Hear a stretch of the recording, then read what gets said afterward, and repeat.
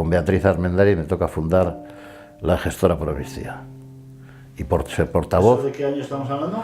Pues estamos hablando del 76, 75, 76. Y es cuando se monta la Gestora Pro Amnistía, lo montamos. Y fue amplia, y se montó alrededor del colegio, del bufete de abogados de estos, de los de Navarrería, de Lasa, que murió Lezana, de Gurruchaga, de toda esta gente, ¿no? Y ellos fueron los que de alguna manera nos abrieron el despacho y todo y empezamos a montar las gestoras, y a mí me tocaba hacer las revistas, las escribía y las reproducía, o sea, todo, y luego me venían a ayudar a doblarlas en la tapicería.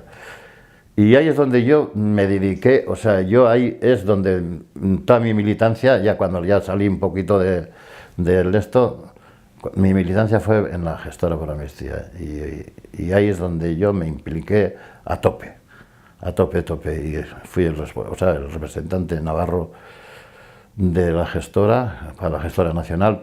Incluso aquí teníamos un logotipo distinto al de la gestora en Las Barroces, los hizo Catalán. Estuve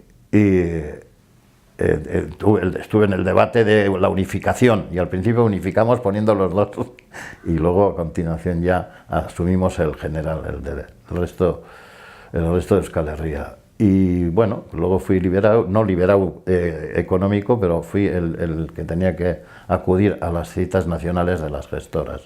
Y es donde ya se preparó la Marcha de la Libertad, y la Vuelta a los Extrañados. Nos tocó acoger en Iruña, me tocó ir buscando las casas. En mi casa estuvieron 5 la noche previa.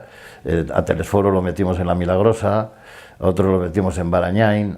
Rosa Alcarte, no me puedo olvidar de ella porque tenía al hermano, era trabajadora, muy trabajadora. Estaba Gloria Bosque también, estaba Jacinto Ochoa y Gil del Partido Comunista, pero estaban con una ansia de trabajo y una capacidad terrible. La gestora consiguió aglutinar en Iruña a mucha gente. Fue el culpable de que me eligieran en la lista de concejales, los partidos y el Elías, ¿no? Y alguna otra gente más. Y no, la gestora fue una labor inmensa de reuniones, bueno, luego también el objetivo también era muy claro y muy concreto. O sea, quiere decir que no podías andarte por las ramas y cambiar las reivindicaciones. El objetivo era muy claro, clarísimo. O sea, era sacar a los presos de la cárcel. Y la marcha por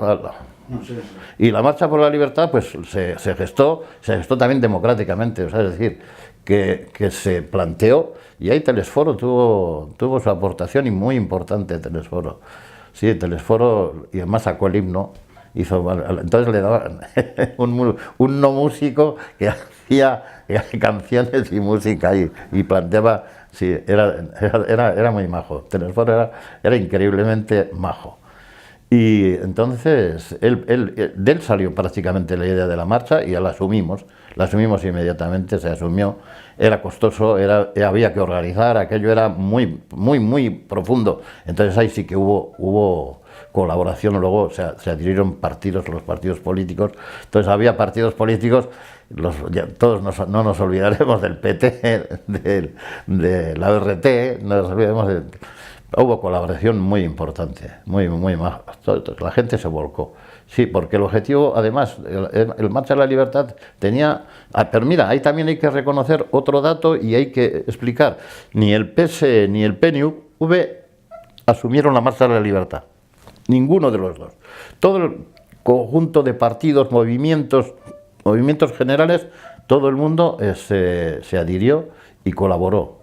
Y se crearon las 4 columnas. Las 4 columnas fueron bien recibidas, hubo sus problemas, porque lógicamente había zonas donde no había apoyos, entonces había que buscar apoyos de otra manera, y el final fue pues desgraciado en el sentido pero sin embargo la gran sorpresa que se llevó el enemigo Es que además de meter a la gente con calzador en Arazuri, se llenó Arazuri. Aquello fue una movida, pero o sea, es preciosa, o sea, fue algo increíble.